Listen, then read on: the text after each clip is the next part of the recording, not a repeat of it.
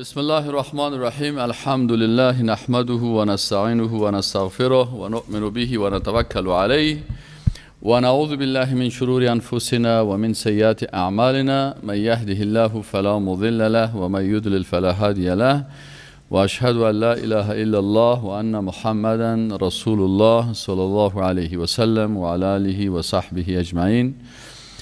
حمد و ثنا و صفت الله را میگیم صدها مرتبه هزارها مرتبه. الحمدلله باز ما را فرصت عمر داد و توفیق نصیب کرد که در درسی از درسهای تفسیر قرآن که تفسیر موضوعی اعتقادی هست در این درس ها اشتراک بکنیم و از کلام الله خود خبر بکنیم. چهارم این موضوعی که دیروز ما و شما خواندیم موضوع توحید در دعا بود که تعریفش خواندیم. بعد از اینکه تعریف دعا را خواندیم آمدیم گفتیم که دعا دو قسم است، یکی دعای مشروع هست و دیگه هم دعای نامشروع هست. در قسمت دعای مشروع گفتیم که این هم دو قسم است، یکی دعای توحیدی هست دیگه دعای عادی هست. دعای توحیدی را گفتیم که دعای توحیدی سه اصل اساسی داره. اصل اساسیش است که به زبان خود انسان به وحدانیت الله قائل باشه، زبان دعا را فقط به طرف الله متعال دراز بکنه. دوم اساسش خوف بود که انسان رجا و محبت و خوف قلبی داشته باشه در دعای خود.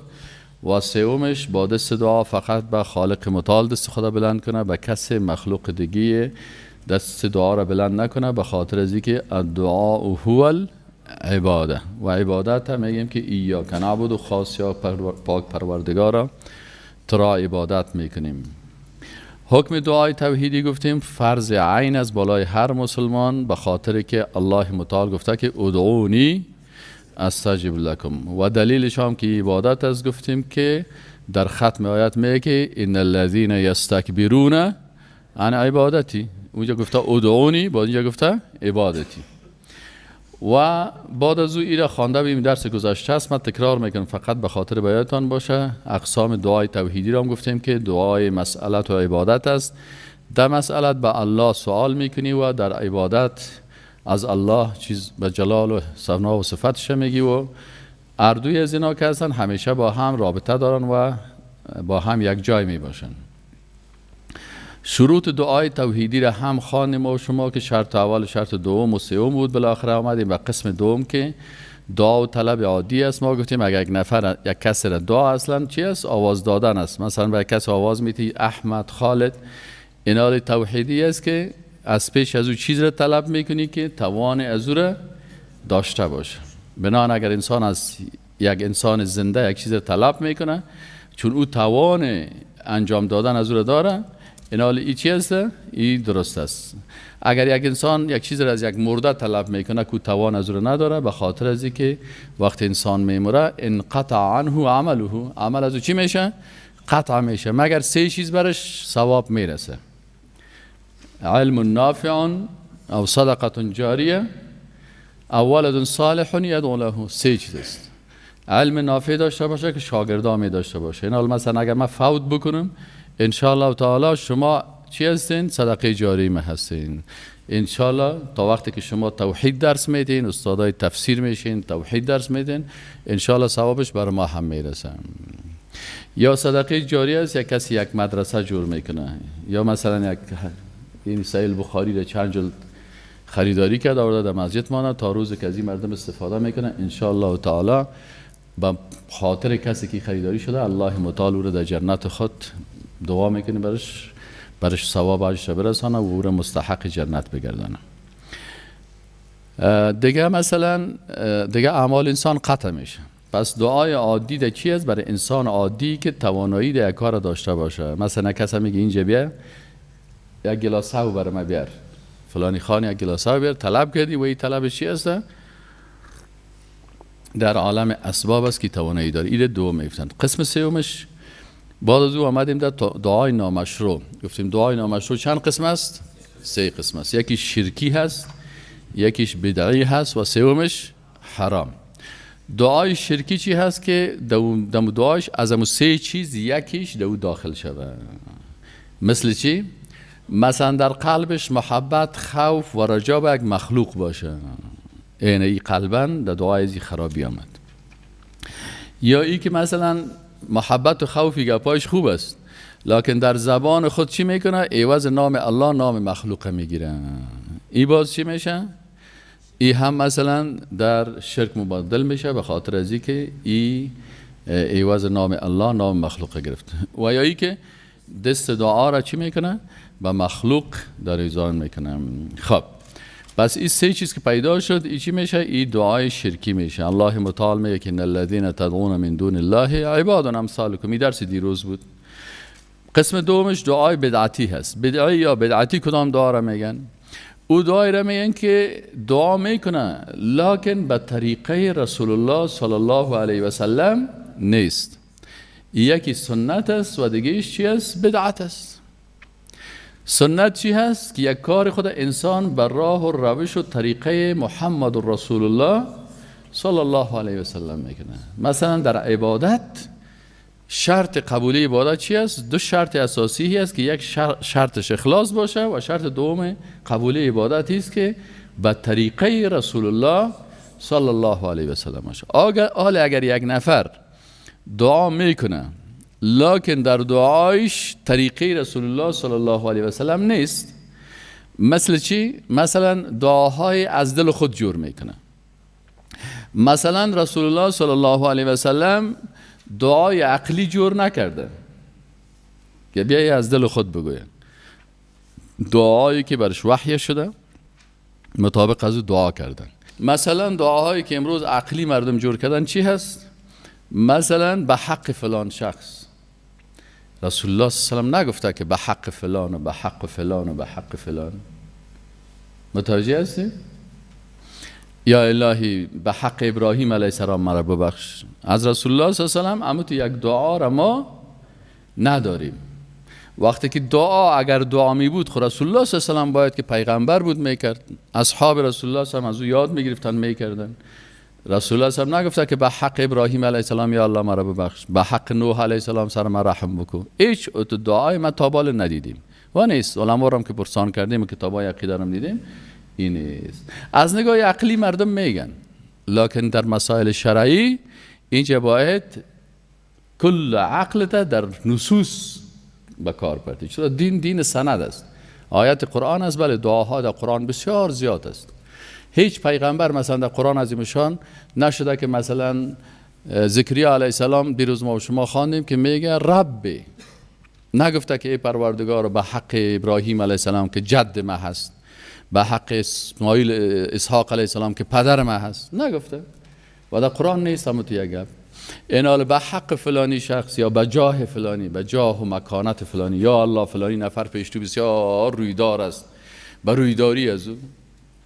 ما ندیدیم که رسول الله هم گفته باشه که ابراهیم علیه السلام یا الله بسیار پیش تو رویدار بود، بسیار پیغمبر بود. نامده تو حدیث. اینال وقتی که در حدیث آیات قرآن ثابت نیست و اصحاب رسول الله صلی الله علیه و سلم از رسول الله صلی الله علیه و سلم ات درس نگرفته، حالا اگر کسی کارا میکنه باز در حقیقت مشکلش چی میشه که وقت سنت نشد چی میشه؟ بدعت میشه. و کل بدعت ضلاله. و رسول الله صلی الله علیه و سلم عربی بسیار خوبش میفهمید از ما کده، نگفته که و بعد البدعت ضلاله، بعضی بدعت ها نه. در عبادت کمی نوآوری کردی گمراهی است. چرا دین خراب میکنه؟ به مقام کسی یا به منزلت فلان شخص یا واسطه قرار دادن که من فلانی را واسطه قرار میدم. رسول الله صلی الله علیه و سلم واسطه قرار نداده که گفته باشه که مثلا یا الله فلانی شخص است بر توی واسطه شوه یا چطور شوه. نه. اذا سألك عبادی عنی فانی قریب. حتی در اینجا میگه سعی کنین، میگه در دیگه جایا وقتی که مسائل فقهی هست، فقه فروعات است. یکی فقه است، امام صاحب ابو حنیفه رحمت الله علیه فقه را دو بخش تقسیم کرده، یکی فقه اکبر است، یکی فقه اصغر. میگن در فقه اصغر وقتی که سوال میکنه باز الله متعال برش میگه که پیغمبر ده این مسئله وظیفه تو هست، تو برش بگو. مثلا و یسالونک عن الروح قل الروح، قل تو بگو برش. و یسالونک عن المحیط قل هو اذن. میگه بازده اینجا قل نگفته. متوجه هستین؟ اذا سألك عبادی عنی، قل اینجا است؟ نیست. گفت که وقتی که بنده من از ما پرسان میکنه برش بگو که الله بر تو نزدیک است. نگفت که قل تو برش بگو. الله خودش گفت من به بنده خود چی هستم؟ نزدیک هستم. اجیب دعوت الداعی اذا دعان. من اجابت میکنم دعای دعوت کننده را وقتی که این دعا نه. اینجا نونزرنه علامت چی است؟ که اینجا یک یا حذف است، وقتی که از ما طلب بکنه. خب بعضی کسا میگه والا من 100 مرتبه دعا کردم دعایم قبول نشد. بازور بر علما میگن که وقتی دعای تو قبول نشد آیت تکمیل کن، فلیستجیبوا لی ولیؤمنوا بی. تو حقیقتا عقیده تا جور کن، ان شاء الله تعالی عقیده جور باشه، شرایط عبادت جور باشه، دعایت قبول میشه. چرا دعای صحابه قبول میشد، دعای تابعین قبول میشد، دعای تبع تابعین قبول میشد، دعای ما تو قبول نمیشه؟ چرا ما تو دعا بدل خود میکنیم؟ اگر دعا به طریقه رسول الله صلی الله علیه و سلم بکنی که عقیده جور باشه، عمل جور باشه. یک نفر مثلا کجا میره دعا میکنه؟ مثلا یک نفر سال کنی عقیدهش خراب است، حالا ما صاحب عقیده تیست ما میخوایم که همین مرضم خوب شوه، سر از این قرآن بخوانین. برای انسان که عقیده جور نباشه قرآن فایده نمیرسانه، ضرر میرسانه. یک وقت ما یک جای دفتر داشتیم، در یک دفتر ما یک دانه کمونیست بود. کمونیست ما میگفتیم میره. چرا کمونیست؟ میگه به خاطر که ما دعا میکردیم که الله کم شام کنه نیست شام کنه، کم و نیست. فهمیدین؟ دیگه اینجا کت ما یکی بود، یک روزی چشم درد بود. این دیگه در دفتر عادت داشت وقتی که میشیشت باز ممکن تا زبان ما پرزه میامد برازی میگفتیم، از ای که میامد یگان پرزه ای میگفت. یک روزی چشماش که آمد اما تو چلوق چشماش یک قسمت شدن. ما برش گفتم که چشمایت تداوی نکردی، چشمایت بسیار وضعیتش خراب است. ای گفت برای ما که وی در قرآن شما میبینی؟ در قرآن شما خونه میگه که در قرآنتان شفا هست. تو قرآن بخوان که چیز شوه، تو قرآن بخوان که چشمای مجور شوه. ما گفتم هی قرآن بخوانم چشمایت کور میشه. نه من مذاق نمیکردم. گفت چرا؟ شفا نگفتم. گفتم بلی قرآن گفته که و ننزل من القرآن ما هو شفاء و رحمت للمؤمنین. در ادامه چی میگه؟ میگه ولا یزید الظالمین الا خسارا. فهمیدین؟ برای ظالمین چی میشه؟ زیان و نقصان است. حالا برای یک نفر که عقیده نداشته باشه تو قرآن بخوانی کور میشه نمیشه؟ خساره میکنه. به این خاطر دعای بدعتی دعاهای است که به طریقه محمد رسول الله صلی الله علیه و سلم نباشه. امی دلیل عقلی که میگن امی دلیل عقلی خب بت پرستان میگن.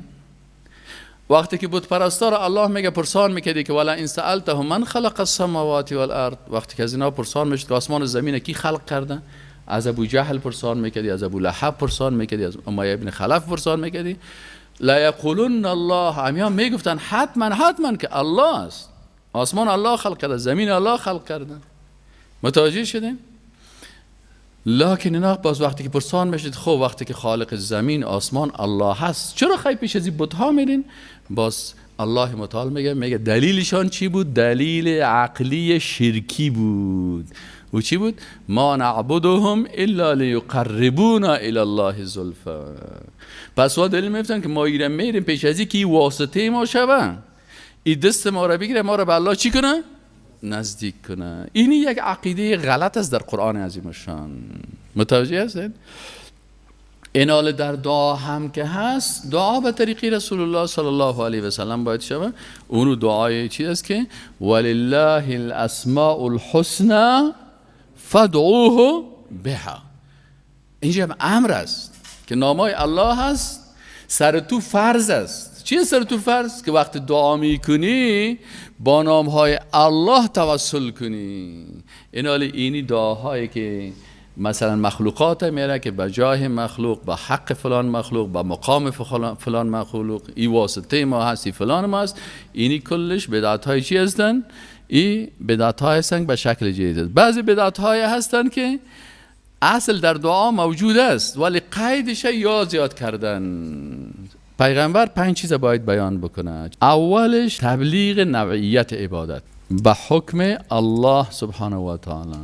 مثلا نوع عبادت بیان میکنه که نماز عبادت است، روزه عبادت است، حج عبادت است، جهاد عبادت است، صدقه عبادت است. ایره که پیغمبر به حکم الله تبلیغ میکنه، بیان میکنه. تعیین کننده الله هست، لکن پیغمبر صلی الله علیه و سلم چی است؟ تعیینش از جانب الله هست و تبلیغش کی میکنه؟ رسول الله صلی الله علیه و سلم. دوم چی است؟ تبلیغ کیفیت عبادت. چه قسم عبادت؟ نماز چه قسم بخوانیم؟ صلوا کما رأیتمونی اصلی. نماز چه قسم بخوانیم؟ همون قسم که رسول الله صلی الله علیه و سلم خوانده. چه قسم حج کنیم؟ چه قسم طواف کنیم؟ فهمیدین یعنی؟ کیفیت عبادت کی تعیین میکنه؟ الله. و کی تبلیغش میکنه؟ رسول الله صلی الله علیه و سلم. سومش بعد از کیفیت چی است؟ تبلیغ کمیت. کمیت عبادت. کمیت عبادت چی است؟ کمیت یعنی چی میگن؟ چند، چقدر، اینی رو کمیت میگن. فهمیدی یعنی؟ چند رکعت بخوانیم، چقدر بخوانیم، چند روپا میشه، زکات چند روپا هست. این آلینیا رو تبلیغش کی میکنه؟ رسول الله صلی الله علیه و سلم میکنه. برای ما گفتم مثلا نماز صبح چند رکعت بخوانیم، نماز پیشین چند رکعت بخوانیم، زکات چقدر بدیم. این کلش نوعیت، کیفیت، کمیت. چهارمش چی هستم؟ تبلیغ زمان عبادت. این حال مثلا صبح چی کنیم؟ در صبح کدام عبادت بکنیم، در چاشت کدام عبادت بکنیم، در عصر کدام عبادت بکنیم، در شب کدام عبادت بکنیم. اینی کلش چی است؟ زمان عبادت است. روزه در کدام وقت گرفته شود؟ فهمیدی یعنی؟ روزای نفلی در کدام روزا گرفته شود؟ رسول الله تبلیغ کرده که دوشنبه و پنجشنبه روزی چی است؟ نفلی هست. عاشورا و تاسوعا، نهم محرم الحرام و دهم محرم الحرام روزی سنت است. فهمیدین؟ در ماه 3 روز، 13 و 14 و 15 ماهای قمری، میبینین؟ دیگه هر عبادت زمانش تعیین شده. اگر زمانش کس تغییر میده ایره بدعت میگن. پنجمی چی هسته؟ تبلیغ مکان عبادت. مثلا بر ما مکان معلوم شده که حج در کجا کنیم، صحیح نه؟ عمره در کجا کنیم، طواف در کجا کنیم. فهمیدین یعنی؟ مثلا عرفات در کجا هست، در مزدلفه چی کارا هست، مسجد برای چی هست، متوجه است؟ قبرستان برای چی هست؟ مسجد برای عبادت است، قبرستان برای چی هست؟ بر تفکر و تدبر است. یک نفر میره در مسجد قرآن نمیخونه، میره سر قبرستان میخونه. خود تو از دل خود جور کردی. فهمیدین؟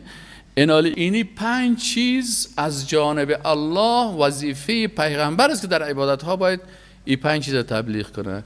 اینال هر کسی که این 5 چیز تغییر میده این چی میشه؟ این باز بدعت میشه. اینال بدعت ها چند قسم است؟ یکی بدعت نوعی میشه، دوم بدعت کیفی میشه، سوم بدعت کمی میشه، چهارم بدعت زمانی میشه، پنجم بدعت، من دکترای خدا در بدعت شناسی میگیرم. اینا چی است؟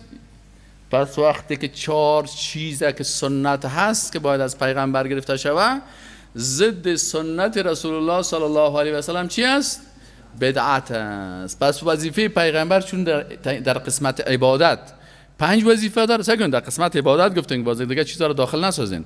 وقتی که پیغمبر صلی الله علیه و سلم در عبادت 5 چیز تعیین میکنه، اینال اگر کسی در عبادت 5 چیز یک چیز زیر تغییر میکنه، بدل خود این خدا در پالوی پیغمبر قرار داده و ما شما گفتیم باید از پیغمبر متابعت شوه، نه در پالوی پیغمبر بری نه پیشروی پیغمبر بری، نه خدا همسط پیغمبر قرار بدی و نه از پیغمبر که در پیش بری. پشت پیغمبر پیش، ما از پشتش میریم. هر قسمه که وقتی که رسول الله صلی الله علیه و آله برای ما گفت که چند تا شد بگوین؟ نوعیت، کیفیت، کمیت، زمان، مکان. رسول الله صلی الله علیه و آله نوعیت بیان کرده که دعا عبادت است. گفته که الدعاء او نوع شد، نه؟ کیفیت دعا را هم برای ما رسول الله صلی الله علیه و آله گفته. سعی امی صحابه که بودن، علما میگن امی قسم که الله متعال پیغمبر اختیار کرد، به همراه این پیغمبر صحابه را اختیار کرد که اما تو اخلاص و اما تو ایمان و اما تو دینداری داشته باشن. متوجه هستین؟ این اصحاب رسول الله صلی الله علیه و آله چی کردن؟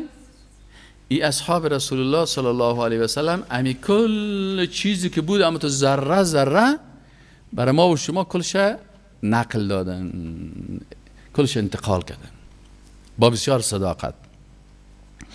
پس آن که باز مردم آمدن، تعصبات شروع شده، باز تعصبات قومی شروع شده، تعصبات سیاسی شروع شده، تعصبات مذهبی شروع شد. حتی در احادیث پیغمبر صلی الله علیه و شما خواندن که بعضی احادیث چیزای دروغ جور کردن. در عصر رسول الله صلی الله علیه و سلم بسیار خوب مردم بدن اینا صحابه. آل اونا چی کردن؟ برای ما هم بیان کردن که دعا عبادت است. گفتن قال رسول الله صلی الله علیه و سلم الدعاء هو العباده. باز آمدن برای ما گفتن که اینمی دعایی که عبادت هست. فهمیدین؟ این خود نوعیت شد. کیفیت چه قسم است؟ در کیفیتش آمدن برای ما گفتن که رسول الله صلی الله علیه و سلم در فلانی دعا دست خود بالا کردن، حتی در دست بالا کردن، لکن در فلانی دعا دست خود بالا نکردن. مثلا گفته که وقتی که رسول الله صلی الله علیه و سلم قنوت نازله وقتی که میخوان سر مشرکین و ترا چی میکرد؟ چه قسم دعا میکرد؟ دست خدا بالا میکرد. یا مثلا در غزوه بدر رسول الله صلی دست خدا بالا کرده که یا الله، استغاثه، دست خدا بالا کرده که یا الله این امت تو. حتی ابوبکر صدیق رضی الله عنه میگه که امی قدیفه رسول الله صلی از سر شانه چی شد؟ خطا خورد. اما مثلا در تشناب رفته، اللهم اینی اعوذ بک من الخبث، اینجا دست خدا بالا نکرده. یا سر دسترخوان نان خورده، دستا چرب است دیگه، نگفته که الحمدلله الذی اطعمنی، دست خدا بالا نکرده، گفت الحمدلله الذی اطعمنی هذا الطعام ورزقنیه من غیر حول منی ولا قوه. دیگه ایرام گفتن که در حدیث رسول الله صلی الله علیه و نداشت بازوی خودی قسمی در دعا بشقه قسمی، این ما و شما جور کردیم. یا بدعت است که چطور آمدن که دعا کرده، قنوت نازله خوانده، اللهم علیک بفلان و علیک بفلان، خاص الله اکبر در رکوع رفته، یا در استسقا دست خدا بالا کرده. متوجه هستین در کدام دعا رسول الله صلی الله علیه و دست خدا بالا کرده، در کدام دعا دست خدا بالا نکرده. یا مثلا آذان که ختم میشه در آذان میگفت که چیه. پس کیفیت عبادت هم برای ما رسول الله صلی الله علیه و تبلیغ کرده، کمیتش هم بیان کرده. مثلا گفته که بعد از نماز مثلا 33 بار سبحان الله بگو. اینالی نمی 33 بار که ما میگیم امی سنت است. یک نفر میگه نه من 33 نمیگم، 33 چی است؟ من 66 میگم که دو چند شون. برش میگیم که تو گمراه هستی. چرا سنت رسول الله صلی الله علیه و چی کردی؟ تغییر دادی. فهمیدی؟ یک نفر میگه نه من نماز صبح چند رکعت است؟ 2 رکعت است. یک روز یک کس آمد که برای من کسی تعیین کرده که من روز 300 مرتبه سبحان الله بگویم. ما گفتیم این 300 عددش ای از کجا کرده؟ این وظیفه پیغمبر است. آری کسی بر تو تعیین کرده پیغمبر است. او کتم برای من گفت که استاد آل مثلا امی که 300 مرتبه گفت و شما میگین من 100 دفعه بعد سبحان الله میگم، تو 100 دفعه میگی سبحان الله، سبحان الله و بحمده. در حدیث آمده نه که بعد رسول الله بین تا به اشراق 100 مرتبه چی میگفت؟ سبحان الله و بحمده. خب آل رسول الله 300. ای برای ما گفت که امیر 100 نگو 300 دفعه بگو. من گفتم خاله امی غلط هستی نمی بدعت. استاد چی میگه؟ 200 مرتبه زیاد یک نفر تسبیح بگه. من گفتم خب نماز صبح خیلی چند رکعت است؟ فرض 2 رکعت. خیلی میره 20 رکعت یک کس میخونه. نیت کردم بخونم 20 رکعت نماز فرض صبح. امی خوب است؟ نه خوب نیست. برادر 18 رکعت نماز زیاد میخونه بیچاره. اینالو وقتی که 18 رکعت زیاد شد و مخالف طریقه رسول الله صلی الله علیه و سلم شد، اینمی عبادت گفتن همیشه چی گفته میشه؟ بدعت در حالی که بیچاره زحمت کشید لکن گمراه شد.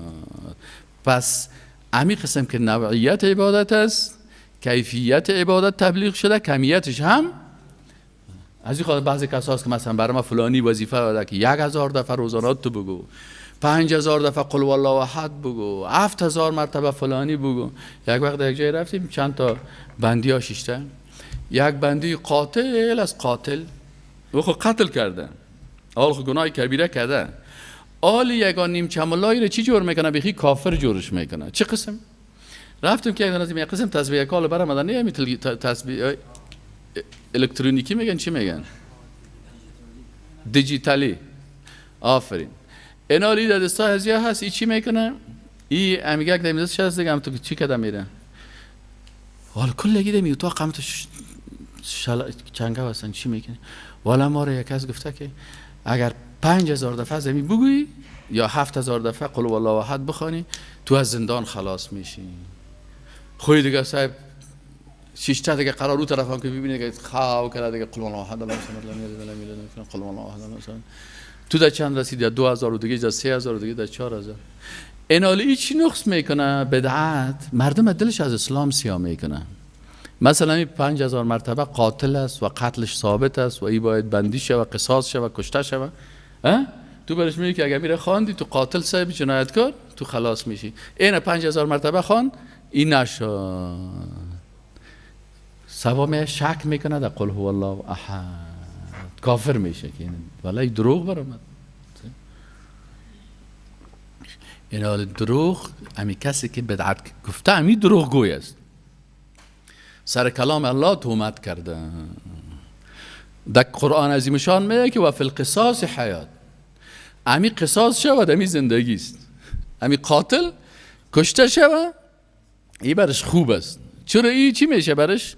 اما گناهی که کرده از اونمو گناه خود مثلا در تطبیق حدود الله از گناه پاک میشه. اینالی یا میگه نه قتلم کرده 5000 چی بخونه؟ پس کمیت، کیفیت، زمان و مکان چی هست؟ اینال دعا را مثلا ما چه قسم دعا بخوانیم؟ دعا اصلا عبادت است. کمیتش چقدر است؟ چه وقت کدام دعا را بخوانیم؟ با کدام کیفیت بخوانیم؟ دعایی که تو به طرف تشناب میری فرق میکنه با اون دعایی که تو سر دسترخوان هستی. یک کسی میگه نه مثلا در دان تشناب رفتم دعای دسترخوان میخوانم، نمیشه دیگه، این خود دیگه است، فرق میکنه، او دیگه معنا داره، او دیگه معنا داره. متوجه هستی؟ اینا بعضی کسا که نمیفهمن بسیاری وقتا دعا را غلط چی میکنن. هر دعا معنای خاص خود داره، جای خاص خود داره. نوعیت، کمیت، کیفیت در کدام وقت کدام دعا و مکانش هم معلومه، در کدام جای کدام دعا خوانده شده. پس اگر اینمی 5 چیزه کس تغییر میته ضد طریقه رسول الله صلی الله علیه و سلم میکنه، ای چی هسته؟ ای در بدعت داخل میشه. خب از این خاطر گفتن که بدعت اضافی میگه. اضافی چی معنی؟ که او قیدهایی که در شریعت نیست این قیدها رو چی از خود زیاد میکنه؟ مثلا قید زمان، قید مکان، صحیح شد نه؟ قید نوعیت، قید کیفیت، قید کمیت. این بسیار موضوع بسیار مهم است. بسیاری کسا که نمیفهمه باز در اینجا برشان اشتباه پیدا میشه. قسم سوم خوانده بودیم دعای حرام بود. دعای حرام کدام بود؟ یعنی طلب چیزی از مخلوق که او حرام باشه، تواناییش داره، صحیح نه؟ لکن همون کار غلط است. مثلا یک نفر میره از یک نفر طلب میکنه از یک زنده که برو فلانی نفر رو بکش. اینی چیز است. دیگه فواید دعا بود که در فواید دعا ایره باز انشاءالله که فواید استغاثه یک جای میخوانیم. سبحانك اللهم و بحمدک اشهد ان لا اله الا انت.